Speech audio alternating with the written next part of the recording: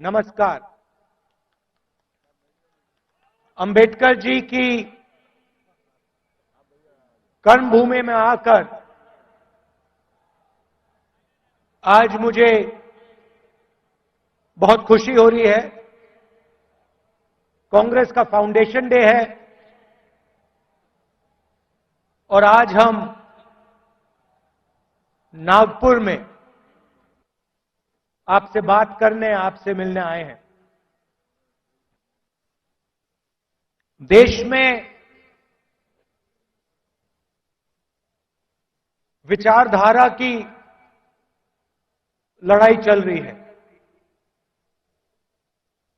लोगों को लगता है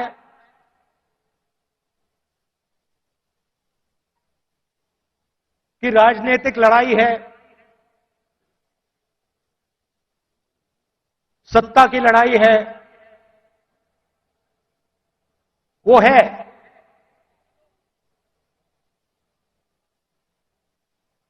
मगर इस लड़ाई की नींव जो है वो विचारधारा की है और दो विचारधाराओं की लड़ाई हो रही है। बहुत सारी पार्टियां हैं,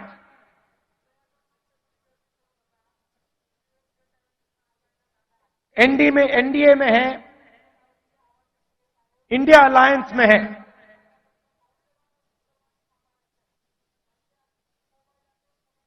मगर लड़ाई दो विचारधाराओं के बीच में है।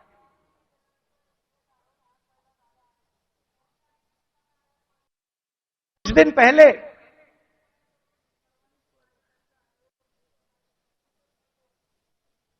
एक बीजेपी का एमपी मुझे लोकसभा में मिला। बहुत सारे बीजेपी के एमपी पहले कांग्रेस पार्टी में हुआ करते थे,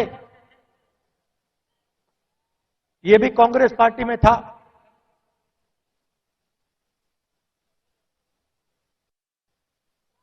छुप के मिला मुझसे, मुझे दूर से देखा, छुप के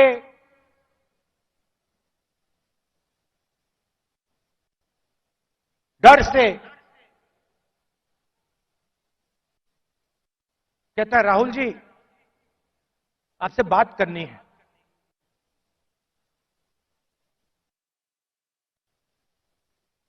मैंने कहा भाई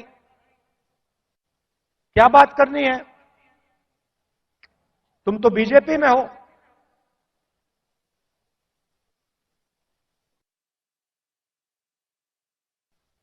और फिर उसके चेहरे पे थोड़ी सी टेंशन दिख रही थी।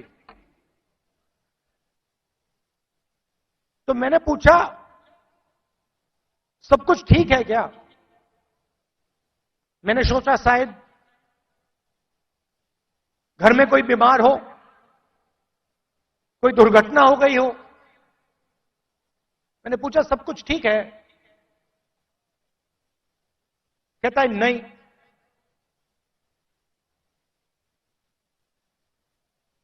क्या हुआ?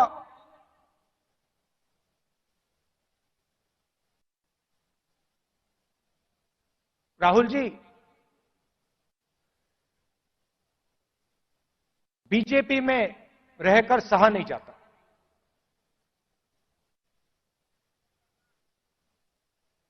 मैं हूं बीजेपी में,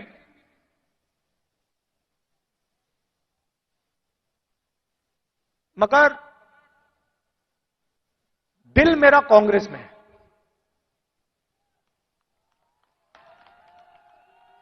तो मैंने कहा भाई दिल तेरा कांग्रेस में, शरीर आपका बीजेपी में।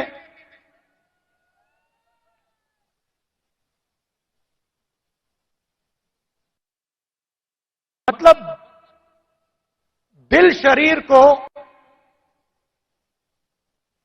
कांग्रेस में लाने से डर रहा है, यही हो सकता है।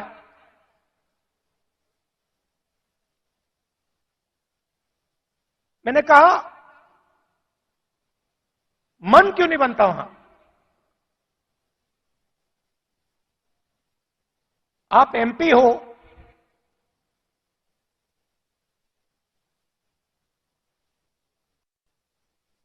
आप मुझे हिंट दे रहे हो, मन क्यों नहीं बनता?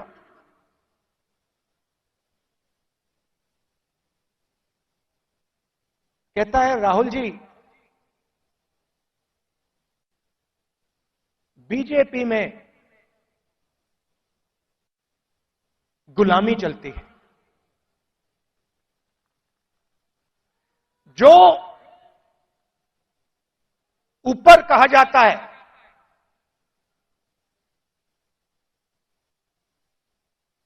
वो बिना सोचे समझे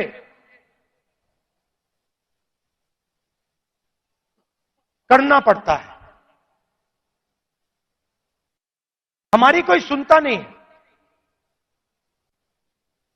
ऊपर से ऑर्डर आता है, मतलब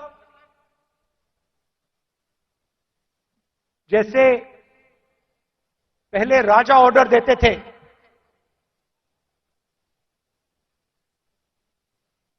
ऊपर से ऑर्डर आता है और उसका पालन करना पड़ता है। अच्छा लगे ना लगे, चॉइस नहीं होती। आपको याद होगा, हमारे जो पीसीसी प्रेसिडेंट हैं पटोले जी, ये हैं, इन्होंने प्रधानमंत्री से एक सवाल पूछ लिया था। एक सवाल पूछा था किसानों के बारे में। क्या सवाल था? जीएसटी जो आपने लगाया तो उसमें किसानों का क्या हिस्सा रहेगा? हाँ, तो सिर्फ एक सवाल पूछा। सवाल था जीएसटी जो आपने लगाया उसमें किसानों का क्या हिस्सा होगा। मोदी जी को सवाल अच्छा नहीं लगा, पटोले जी आउट हो गए।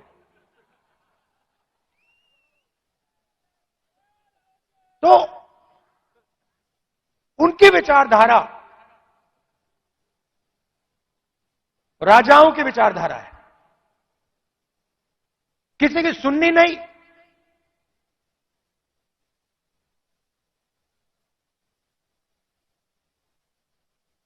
ऑर्डर ऊपर से आएगा,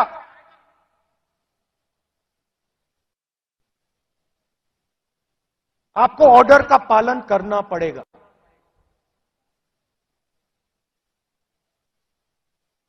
कांग्रेस पार्टी में आवाज नीचे से आती है।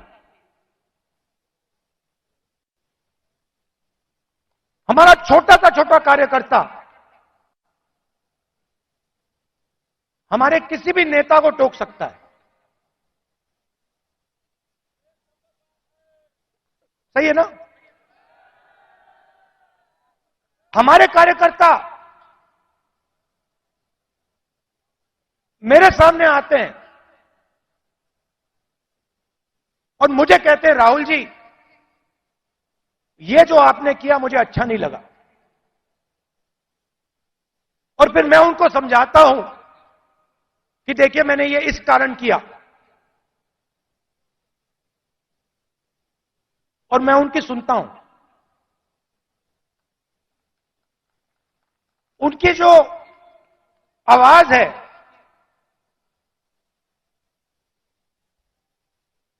उसका आदर करता हूं, उसका रिस्पेक्ट करता हूं। यह भी कह देता हूं कि भैया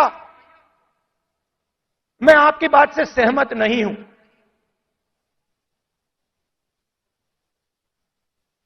मगर उसकी आवाज सुनता हूं।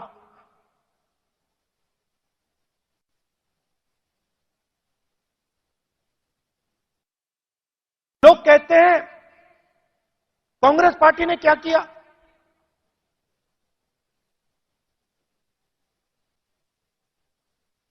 आजादी से पहले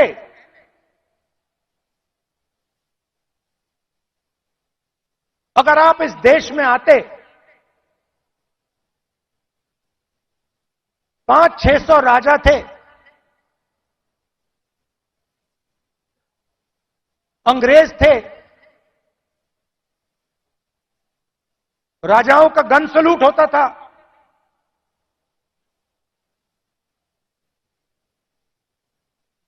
किसी को 19 तोपों का सलूट होता था, किसी को 21 तोपों का सलूट होता था।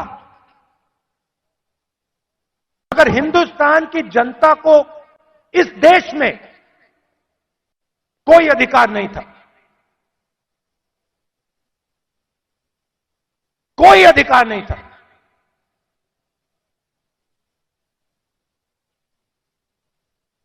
गरीब व्यक्ति की जमीन अगर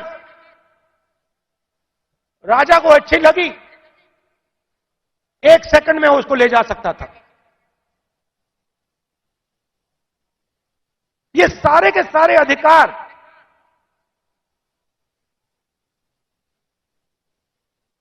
जिनकी रक्षा कॉन्स्टिट्यूशन करता है,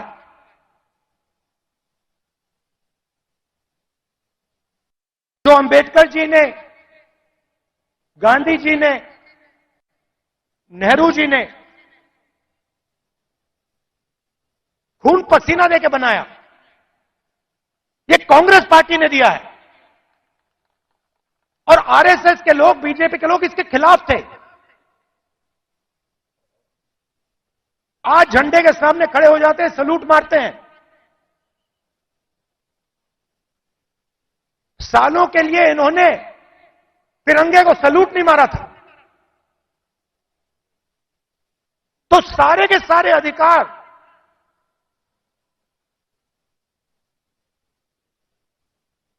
कॉन्स्टिट्यूशन से मिलते हैं।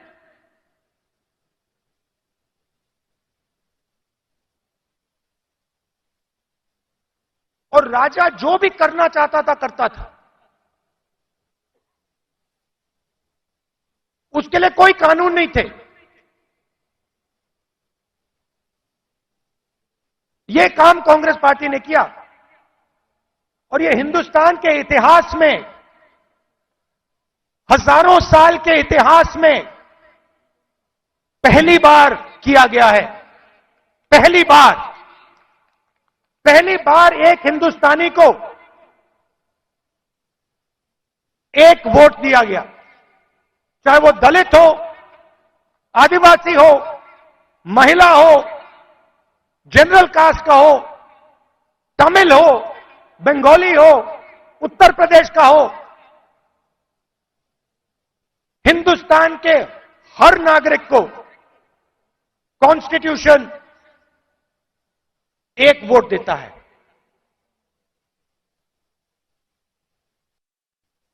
यह कांग्रेस पार्टी ने किया। गांधी जी जेल गए, नेहरू जी जेल गए, अंबेडकर जी ने सालों संघर्ष किया।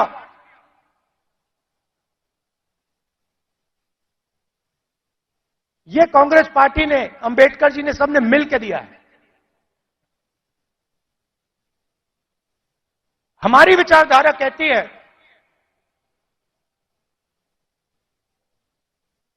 कि देश की लगाम हिंदुस्तान की जनता के हाथ में होनी चाहिए और देश को जैसे पहले राजा चलाते थे,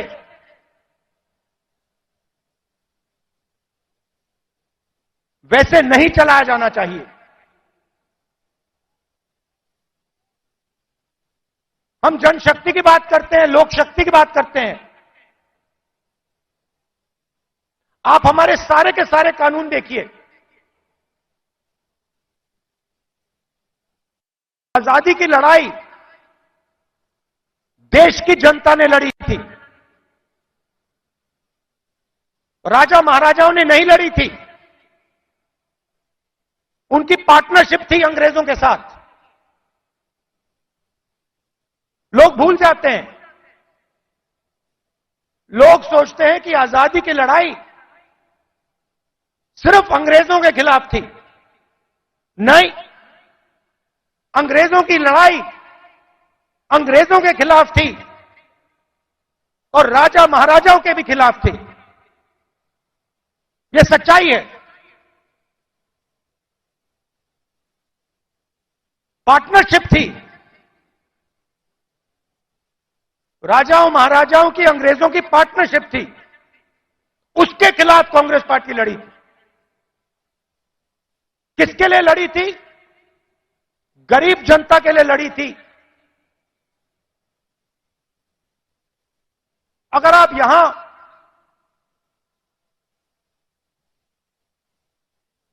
60-70 उससे पहले, इंडिपेंडेंस से पहले आप यहां आते, हिंदुस्तान की जनता के कोई अधिकार नहीं थे, महिलाओं के कोई अधिकार नहीं थे, दलितों को छुआ नहीं जाता था। यह आरएसएस की विचारधारा है, यह हमने बदला है और एक बार फिर यह हिंदुस्तान को वापस ले जाना चाह रहे हैं। जो आजादी से पहले था वहां हिंदुस्तान को वापस लौटा रहे हैं। कॉन्स्टिट्यूशन से, आपके वोट से अलग अलग संस्थाएं बनती हैं। ये आपकी संस्थाएं हैं, चाहे सुप्रीम कोर्ट हो, इलेक्शन कमीशन हो,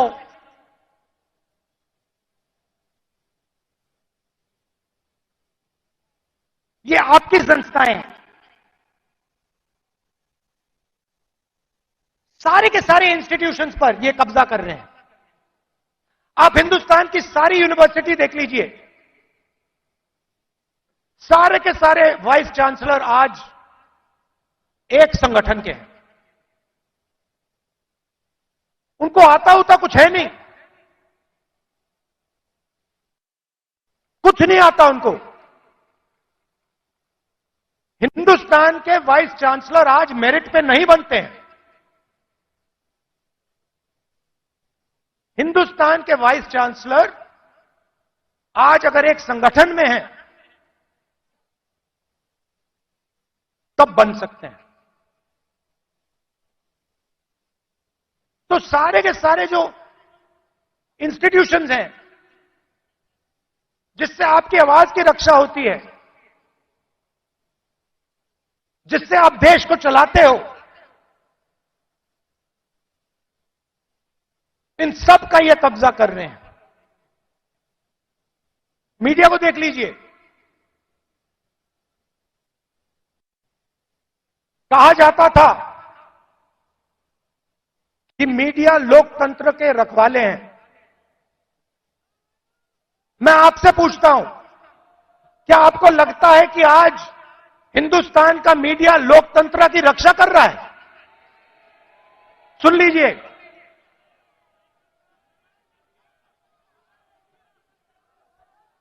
आप इनसे पूछिए, ये आपको बताएंगे कि हमारे दिल में जो है हम नहीं बोल सकते। इनके दिल में क्या है? इनके दिल में वो है जो हिंदुस्तान की जनता के दिल में है, वो नहीं बोल सकते।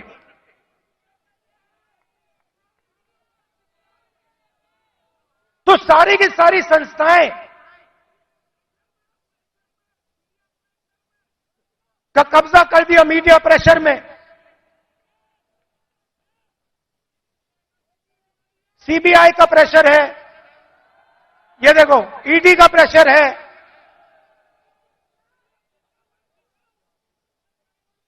तो लड़ाई इस बात की है, हम देश की जनता को देश की शक्ति देना चाहते हैं। देश की जनता को देश की शक्ति हम पकड़ाना चाहते हैं। लोग कहते हैं कि कांग्रेस पार्टी ने सफेद क्रांति की। हमने सफेद क्रांति में मदद की, मगर सफेद क्रांति को आनंद के महिलाओं ने शुरू की। सफेद क्रांति हिंदुस्तान की नारी शक्ति ने की।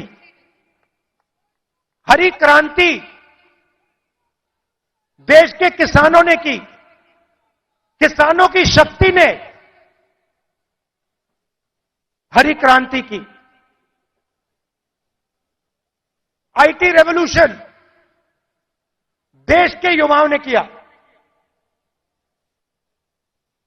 कांग्रेस पार्टी ने मदद की, कांग्रेस पार्टी ने विजन दिया, मगर आईटी रेवोल्यूशन हमारे युवाओं ने किया।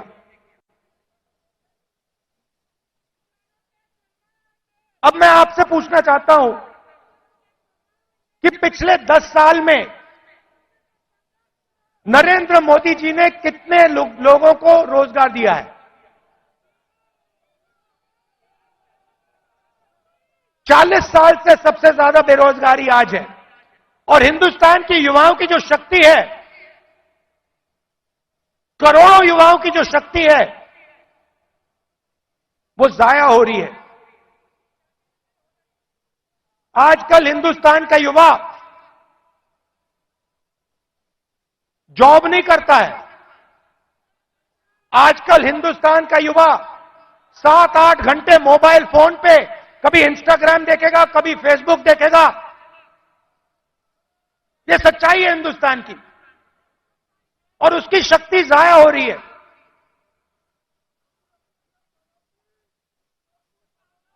एक तरफ किसानों पर आक्रमण, युवाओं पर आक्रमण, और दूसरी तरफ हिंदुस्तान के 2-3 अरबपतियों को देश का पूरा धन दिया जा रहा है। यह सच्चाई है। भाइयों और बहनों, सुनिए, कुछ दिन पहले मेरे पास कुछ युवा आए, मुझे कहते हैं, राहुल जी, अग्निवीर योजना से पहले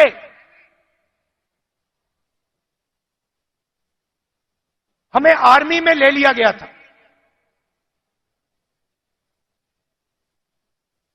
1,50,000 युवाओं को हिंदुस्तान की सेना ने और एयरफोर्स ने एक्सेप्ट कर लिया था। उन्होंने फिजिकल टेस्ट पास कर दिया और एक्सेप्टेंस उनको मिल गई। 1,50,000 युवा।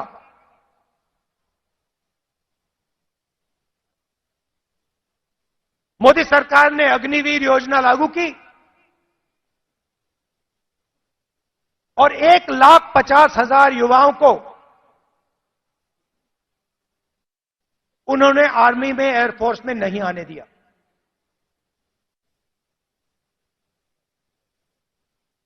देश प्रेम की भावना थी। रो रहे थे, मेरे सामने रो रहे थे।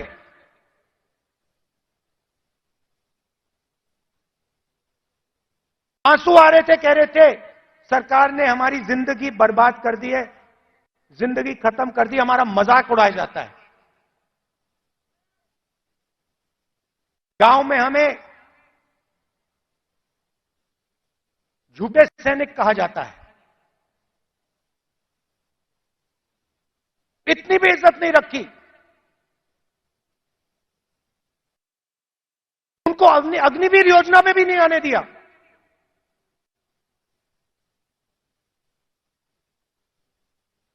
बाहर उठा के फेंक दिया। फिर कहते हैं हम देशभक्त हैं।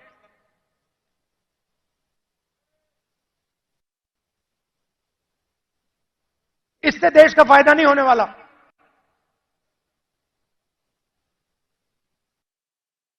और पूरा का पूरा फायदा, देश का धन चुने हुए लोगों के हाथ में जाता है। मैंने पार्लियामेंट में सवाल पूछा, बीजेपी के लोगों से पूछा,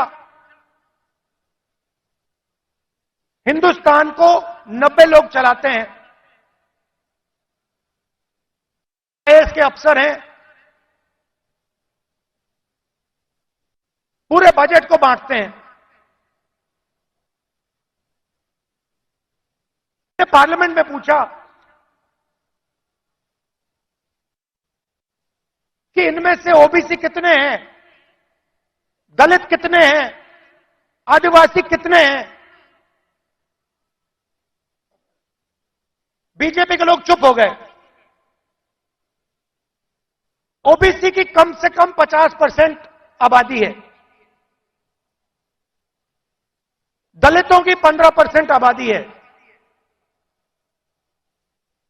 आदिवासियों की तकरीबन 12% आबादी है।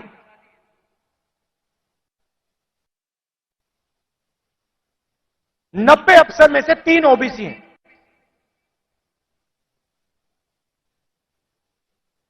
कैसी ओबीसी सरकार चल रही है? उनको कोने में बैठा देते हैं, छोटे छोटे डिपार्टमेंट पकड़ा देते हैं,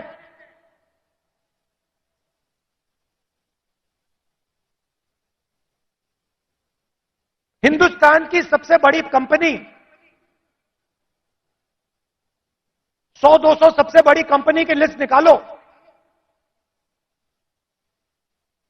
मुझे दिखा दो इनमें कौन सा ओबीसी है, कौन सा दलित है, कौन सा आदिवासी है।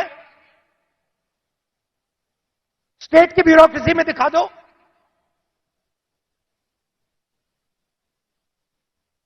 आबादी आपकी 50%, दलितों की 15%, आदिवासियों की 12%।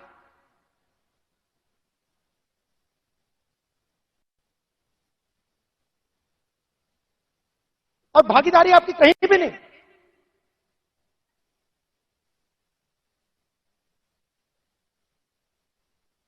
टॉप कंपनीज का नाम निकालो और मुझे दिखा दो इन कंपनियों में ओबीसी कहां बैठा हुआ है, दलित कहां बैठा है, आदिवासी कहां बैठा है।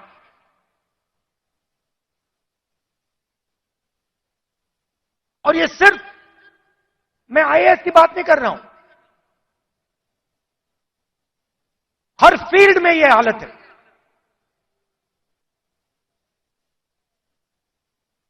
तो मैंने सवाल पूछा, मैंने कहा देखिए जाति जनगणना होनी चाहिए, देश को पता लगना चाहिए कि इस देश में ओबीसी कितने हैं। उसके बाद नरेंद्र मोदी जी के भाषण बदल जाते हैं। पहले अपने आप को ओबीसी कहते थे, मेरे भाषण के बाद कहते हैं हिंदुस्तान में तो सिर्फ एक जात है, वो भी गरीब। अगर हिंदुस्तान में सिर्फ एक जात तो आप ओबीसी कैसे बन गए?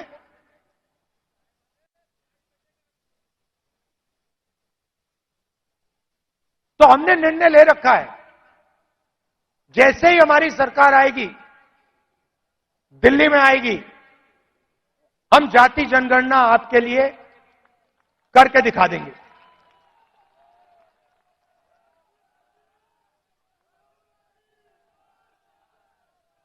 और देखिए, जो मैंने शुरुआत में कहा, यह विचारधारा की लड़ाई है। करोड़ों लोगों को बीजेपी की सरकार ने गरीबी में फिर से धकेल दिया है। जो काम हमने भोजन के अधिकार से, मनरेगा की मदद से किया, वो सब खत्म कर दिया इन लोगों ने। और हमें दो हिंदुस्तान नहीं चाहिए। एक हिंदुस्तान अरबपतियों का, मीडिया वालों का, सेलफोन वालों का, सपने का, उसमें कोई सच्चाई नहीं है।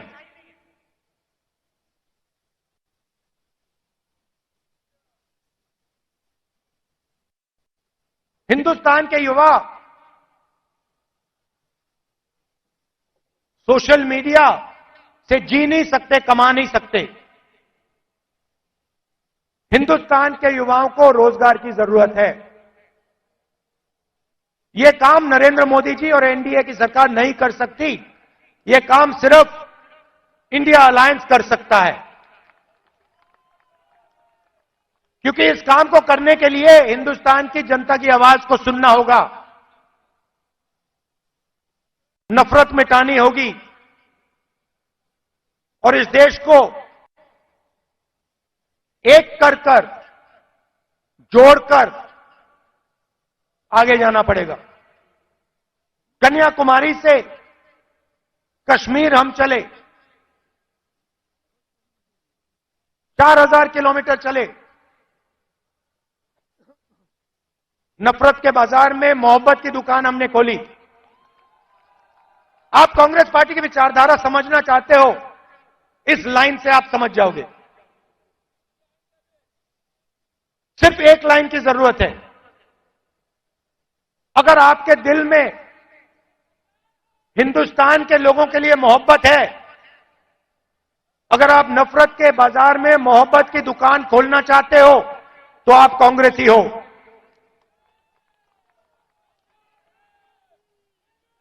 मैं कांग्रेस पार्टी के कार्यकर्ताओं से आखिरी बात बोलना चाहता हूं। देखिए,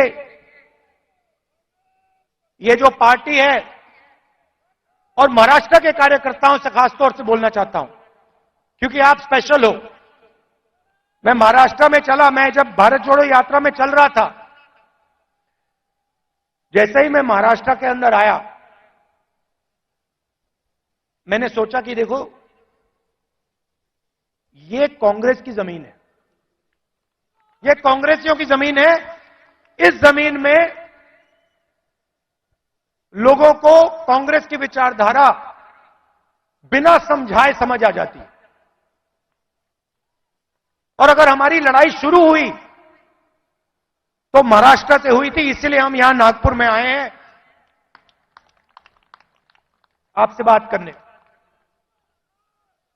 तो आप बब्बर शेर हो, आपको किसी से नहीं डरना। आप नहीं डरते हो, आप बब्बर शेर हो, और आपकी विचारधारा की लड़ाई है, आपके दिल की लड़ाई है। और आप और हम मिलकर, आप और हम मिलकर महाराष्ट्र में और पूरे हिंदुस्तान में चुनाव जीतने जा रहे हैं। आप सबका दिल से बहुत बहुत धन्यवाद।